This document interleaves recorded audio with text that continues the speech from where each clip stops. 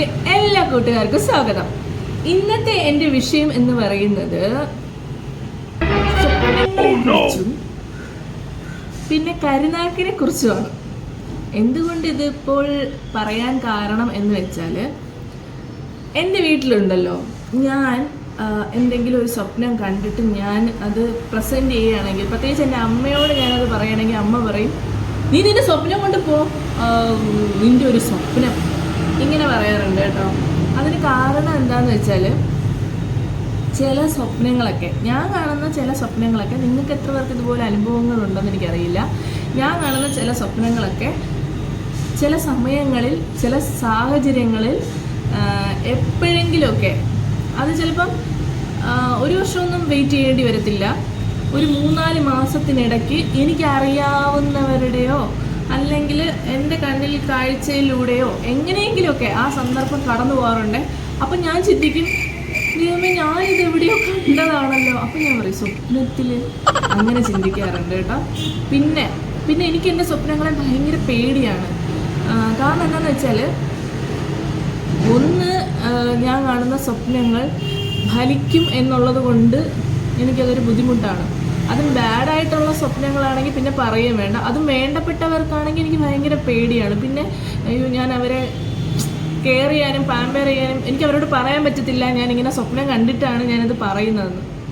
പക്ഷെ എനിക്ക് എൻ്റെ ഉള്ളിലുണ്ടല്ലോ, ഞാൻ ഇന്നതുപോലെ ഞാൻ സ്വപ്നം കണ്ടിട്ടാണ് ഞാനത് പറയുന്നതെന്നുള്ളൊരു സാധനം എൻ്റെ ഉള്ളിലുള്ളത് കൊണ്ട് എനിക്ക് ഭയങ്കര പേടിയാണ്. അപ്പം ഞാൻ എപ്പോഴും രാത്രി കിടക്കുമ്പോൾ ഞാൻ പ്രാർത്ഥിക്കുന്ന ഒരു കാര്യമുള്ളൂ, ഞാൻ നല്ലതല്ലാത്ത ഒരു സ്വപ്നവും കാണരുത് ദൈവമേ എന്നാണ് ഞാൻ പ്രാർത്ഥിക്കുന്നത്. കാരണം നമുക്ക് വേണ്ടപ്പെട്ടവർക്ക് എന്ന് വിചാരിച്ച് മറ്റുള്ളവർക്ക് വരണമെന്നല്ല, എങ്കിലും നമുക്കത്രയും വേണ്ടപ്പെട്ടവർക്ക് എന്തെങ്കിലും വരുമ്പോൾ നമുക്ക് സത്യം പറഞ്ഞാൽ സഹിക്കാൻ പറ്റത്തില്ല. വേറെ എന്ത് സഹിക്കാമെങ്കിലും അത് എന്നെക്കൊണ്ട് പറ്റുന്ന കാര്യമില്ല.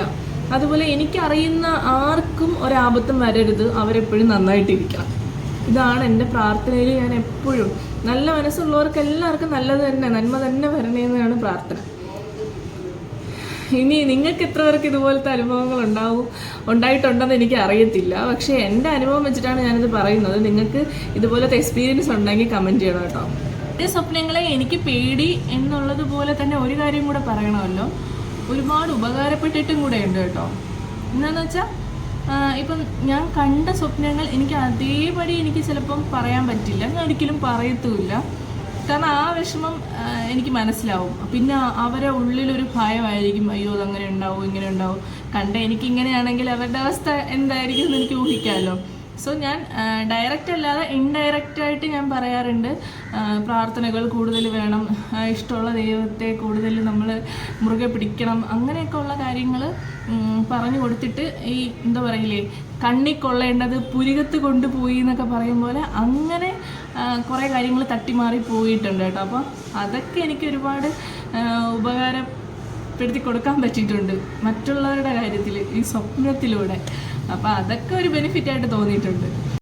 നമ്മൾ മനസ്സിൽ കണ്ടൊരു കാര്യം അവരോട് പറയുമ്പം സ്വാഭാവികമായിട്ടും നമുക്ക് ഇത്രയും ടെൻഷനായിരിക്കും എങ്കിൽ അവർക്ക് അതിനേക്കാളും ഇരട്ടി ടെൻഷനായിരിക്കും. അത് നമ്മൾ കാരണം കൊടുക്കാൻ പാടില്ല.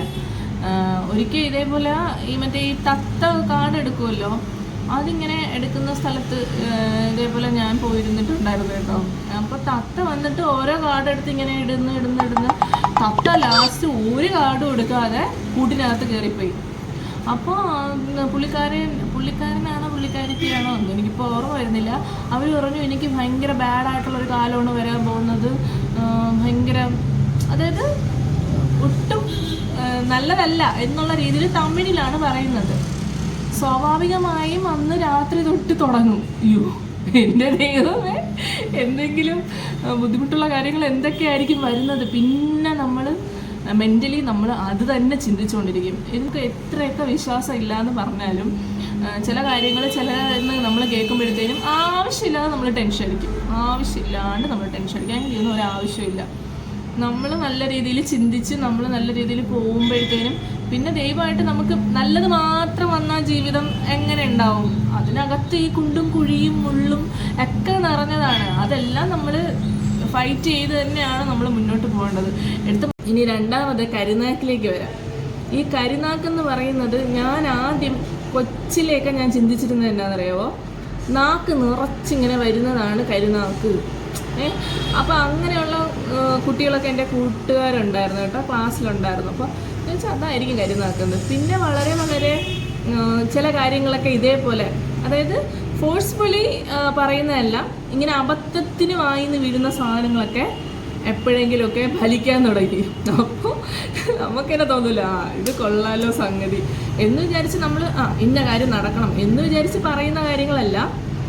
അബദ്ധത്തിലൊക്കെ നമ്മുടെ വായിന്ന് ഈ നാവിൽ ഗുളികൻ നിൽക്കുന്ന സമയം എന്നൊക്കെ പറയുന്നതാണെങ്കിൽ ചില സാധനങ്ങൾ നടക്കാറുണ്ട്. അങ്ങനെ ഞാൻ എന്താണ് കരുനാക്കുന്നത് ഇങ്ങനെ നോക്കി പോയപ്പോഴത്തേന് ഈ സൈഡിലായിട്ട് വരുന്ന ഒരു എന്താ ഈ ഒരു കറുത്ത, അത് ഒരുപാടൊന്നുമില്ല കേട്ടോ, 1 2 ഇങ്ങനെ സൂക്ഷിച്ച് നോക്കിയാലേ കാണാവൂ. ആ സാധനം എനിക്ക് ഇതിൻ്റെ തുമ്പിലും ഈ സൈഡിലുമായിട്ടാണ് അത് 1 2. അപ്പോൾ എനിക്ക് അതുകൊണ്ട് എന്തെങ്കിലുമൊക്കെ ഞാൻ സംസാരിക്കുമ്പം ഞാൻ അത് ഒരുപാട് ശ്രദ്ധിക്കാറുണ്ട്. ദൈവമേ, അത് ഇതേപോലെ ഈ സ്വപ്നത്തെ പോലെ തന്നെ പേടിക്കുന്ന ഒരു സംഗതിയാണ്. നമ്മൾ കാരണം അയ്യോ നമ്മളങ്ങനെ പറഞ്ഞിട്ടാണോ എന്നൊരു സംഗതി. അപ്പോൾ ഇത് ഞാൻ പറയാനായിട്ടൊരു കാരണം, ഞാനൊരു എക്സാമ്പിൾ പറയാം കേട്ടോ. ഞങ്ങളെ വീടിൻ്റെ തൊട്ടടുത്തുള്ള ഒരുപാട് പ്രായമൊന്നും ആയില്ല, ഒരമ്മച്ചി. അപ്പോൾ അമ്മച്ചി ഞാനിങ്ങനെ ഇവിടെ ഇരുന്നപ്പോഴത്തേനും ഇങ്ങനെ ഓട്ടോയിൽ പാസ് ചെയ്ത് പോകുന്നുണ്ട്. അപ്പം ഞാൻ അമ്മയോട് പറഞ്ഞു, അമ്മ അവരിപ്പോഴും ഉണ്ടല്ലേ, അവർ നല്ല സ്ട്രോങ് ആയിട്ടിരിക്കുന്നു, അവർ ഇങ്ങനെ പോകുന്നുണ്ടെന്ന് ഇങ്ങനെ പറഞ്ഞു. അപ്പം നിങ്ങളിപ്പം മഹേഷിൻ്റെ പ്രതികാരത്തിൽ മറ്റേ സംഗതിയോ പുള്ളിക്കാരൻ മറ്റേ ചക്ക വെട്ടാൻ കയറിയിട്ട് താഴെ വീഴുന്നില്ല, ആ സംഗതി നിങ്ങൾ ഓർമ്മ വരുന്നുണ്ടാവും. അതുപോലെയായിരുന്നു. 1 2 ദിവസം കഴിഞ്ഞപ്പോഴത്തേനും, 1 2 അല്ല 2 3 ദിവസം കഴിഞ്ഞപ്പോഴത്തേനും അമ്മ പറയുകയാണ്, ഇതേപോലെ ചരമക്കാടില്ലേ അത് കൊണ്ടൊന്ന് ഇട്ടിട്ട് പോയി, നീയല്ലേ പറഞ്ഞ് അവരെ കണ്ടെന്ന്. അപ്പം നമ്മളാരും അറിഞ്ഞില്ല, അവർ മരിച്ച കാര്യം നമ്മൾ അറിഞ്ഞില്ല, കുറച്ച് അപ്പുറത്തോട്ട് മാറിയിട്ടാ. അപ്പം ഈ കാർഡ് വന്ന സമയത്താണ് മരിച്ചു എന്ന് ഞങ്ങൾ അറിയുന്നത്. നീയല്ലേ പറഞ്ഞത് അവരെങ്ങനെ നല്ല ആരോഗ്യത്തോടെ ഇരിക്കുന്നു എന്നൊക്കെ പറഞ്ഞ്. അപ്പോൾ അമ്മ പറയുക, ഓ പറഞ്ഞ് തീർന്ന് എന്നൊരു സംഗതി സാധനം ഉണ്ടല്ലോ. ഇത് ഒരു എക്സാമ്പിളാണ് ഞാൻ പറഞ്ഞത്. ഇതിപ്പം നമ്മൾ ഒരാൾക്ക് ദോഷം വരണം അല്ലെങ്കിൽ അങ്ങനെ പറയുന്നതല്ല കേട്ടോ. നമ്മുടെ വായിന്ന് അബദ്ധത്തിൽ വീഴുന്ന ചില സാധനങ്ങൾ, എപ്പോഴും അല്ല, ഇപ്പം ലോകത്ത് ദൈവങ്ങളാണെങ്കിലും ഓരോ അത് സംഭവിക്കും ഇത് സംഭവിക്കും അങ്ങനെയാണ് ഇങ്ങനെയാണെന്ന് ചിന്തിച്ച് പറയുന്നവരെ കാലമാണ്, അറിയാമല്ലോ. ദൈവങ്ങളാണ് ദൈവങ്ങളെക്കാൾ കൂടുതൽ ഈ നാട്ടിൽ കൂടുതൽ. ഞാനതിൽ വിശ്വസിക്കുന്നുമില്ല. പക്ഷേ എൻ്റെ ലൈഫിൽ എനിക്ക് എക്സ്പീരിയൻസ് ചെയ്ത കാര്യങ്ങളാണ് ഞാൻ നിങ്ങളോട് പറയുന്നത്. തള്ളല്ല കേട്ടോ, തള്ളല്ല. ഇനി നിങ്ങൾ ഇതെന്നാ തള്ള രാവിലെ വന്നിട്ടെന്ന് വിചാരിക്കും. അല്ല, ഞാൻ തള്ളല്ല പറയുന്നത്. ഇതേപോലെ തന്നെ ഇതും തള്ളല്ല, ഞാൻ ആദ്യമേ പറയണം. ചില ദിവസങ്ങളിൽ നമ്മൾ ഇങ്ങനെ ആഗ്രഹിക്കില്ലയോ മഴ വന്നിരുന്നെങ്കിലെന്ന്. സത്യമായിട്ടും മഴ പെയ്തിരിക്കും. ആ ദിവസത്തിൽ ഒരു നേരം മഴ പെയ്തിരിക്കുമ്പോൾ ഞാൻ ആഗ്രഹിച്ചോണ്ടേ മഴ വന്നല്ലോ, അങ്ങനെ ഒരു സംഭവം. പിന്നെ രാത്രി ഉറങ്ങാൻ നേരം ഇച്ചിരി മഴയുടെ ശബ്ദവും അങ്ങനെയൊക്കെ, ഈ ഇടി ചെറിയ തോതിൽ കേട്ടോ, വലിയ രീതിയിലല്ല. ഇപ്പം നമ്മൾ ചെറിയ മഴ ആഗ്രഹിച്ച പ്രളയമാണ് വരുന്നത്, അതുകൊണ്ട് എനിക്ക് പേടിയാണ്. അത് എന്തിനു ശേഷമൊന്നും കൂടെ ഞാൻ പറയാം.